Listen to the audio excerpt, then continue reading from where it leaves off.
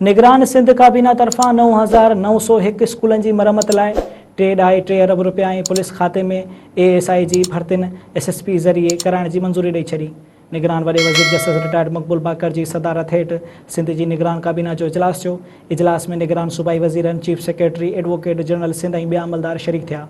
गरू खाते इजलास खे ॿुधायो त पाकिस्तान रेंजर्स 1.38 अरब रुपया फंड तलब कया आहिनि। रेंजर्स 1.38 अरब मां water Canton, quick response vehicles ऐं कम्युनिकेशन जा औज़ार वठंदी।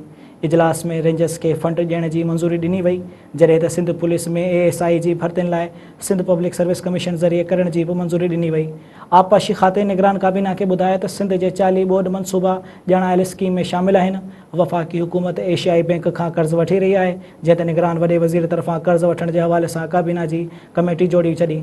कमेटी में निगरान सूबाई वज़ीर यूनुस ढाका, ऐश्वर लाल, चेयरमैन P&D ऐं नाणे खाते जो सेक्रेटरी शामिल हूंदा।